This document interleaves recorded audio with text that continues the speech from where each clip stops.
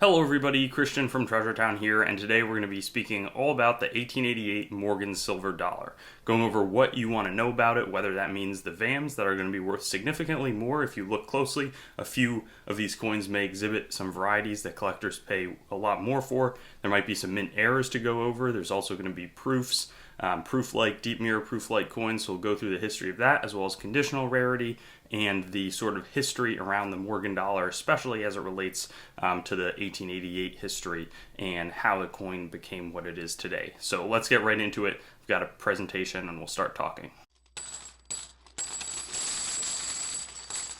So let's get right into the 1888 Morgan dollar with a general overview. This was a time where there were a lot of Morgan dollars being produced. There had been a big political movement that overrode a presidential veto to start coining a bunch of dollar coins out of silver that was purchased from the West to counteract some painful deflation that was really hurting people like farmers and some of the lower income wage earners. So the inflation would benefit them, or so it was thought. And at this point in time, the process was going quite smoothly, though there was actually not a ton of demand by the time we get to 1888. More on that, but the mintage ends up high mintages cause a bit of a panic. 1893 with a bit of a downturn as foreign investment was fleeing because there was a lot of gold leaving the system. The bimetallic gold and silver standards were not really working as intended, and it gets cut off in 1904 after the Sherman Silver Purchase Act. Silver is finally sort of gone through. Switch over to the piece design in 1921 after the Pittman Act merges, but the 1880s Philadelphia's had just such high mintages that a lot of them were just stored away in 1,000-coin bags that would either be melted for the Pittman Act, because I'm not going to get into that legislation, but just know that a fair amount of them were melted. But 1888, a lot of them stuck around and would be released by the Treasury over the mid to sort of 1964 was kind of the end of the 20th century. And some of the prices actually reflected that this coin was considered scarce in mint state for a while because a lot of them were either released into circulation or stored away for a long time, but nobody was keeping these as pristine because they seemed so common. But when these tons and tons of 1,000 coin bags emerged, this was the date where people would actually literally get them and just circulate the coins because they weren't even worth holding on to. So now you see a fair amount of AU where there's been a little light circulation going on, and the high mint state is not super common, and the strike quality was all over the place, but with a mintage of 19 million, that leaves plenty that are pretty affordable. That mint state 63, 64, really quite cheap, $100 or so.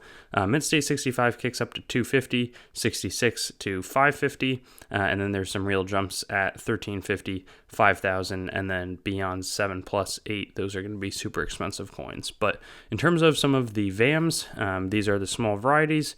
You can see in the tops of sort of N, E, the O, there's a little bit of doubling on the reverse. This is not a super expensive one. We're just going over the ones that can certify a PCGS, so Hot 50, Top 100, and Hit List 40. There's a double die where there's some really nice spreads on the stars here. This one's a $400 coin in mint state 65, so a little bit better than some of the previous VAMs, but not crazy expensive. This next double die reverse I can hardly see, just to be totally honest. It's supposed to be a bit in the leaves. Maybe I see a tiny spread in the leaves here, but there's also some more visible die gouges that especially form under the In God We Trust, but maybe, people have missed it because they weren't able to identify on their coin, so maybe it works out well. This is a more well-known doubled ear variety where it's nicely doubled on the inside and the outside, plus there's some significant, I believe, clash marks from where the obverse die would have hit the reverse die without a coin in between, so the impressions are left.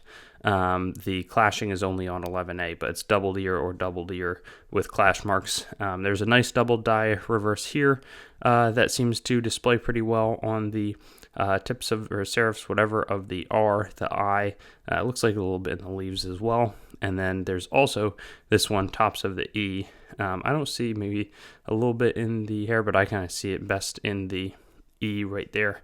And then there's also a doubled eyelid variety. So nice separation there where it looks like there's one mini eyelid and one main one.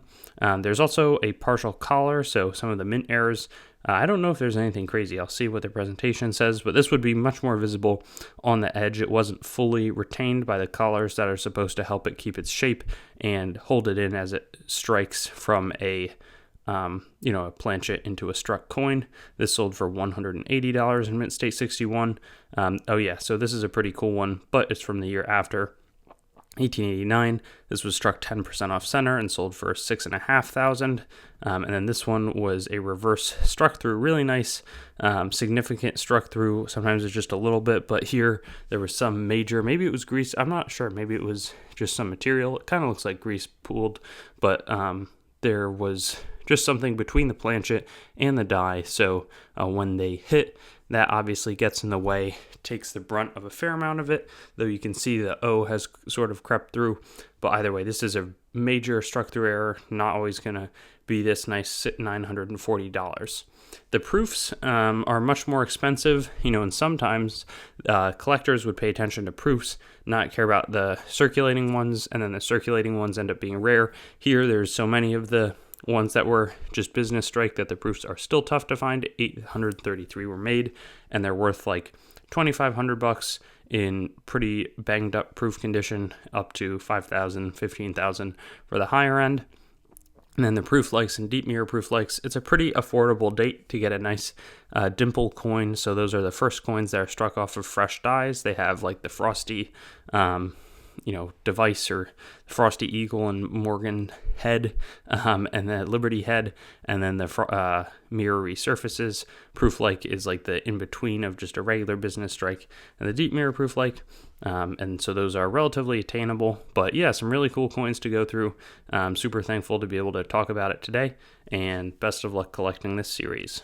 Thanks for watching the video. I'd encourage you to like the video, comment, and make sure to subscribe to my channel. And I also have Facebook, Instagram, Twitter, and some other social media platforms. You can also go to my main channel website, treasuretownYT.com, to learn more about the channel and sort of stay in contact.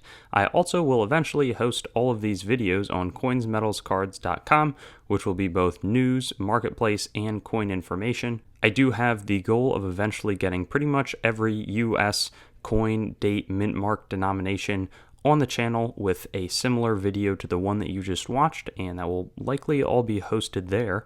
And then I also have treasuretowncoins.com, which is sort of my coin dealing wing, coin dealing only entity that is a little bit less focused on content production. So thank you so much, and I'll look forward to seeing you on some of my other videos. I also have videos that are not just the date, mint mark, denomination recap in this format, so you can check some of those out, and I'll have fun seeing you there.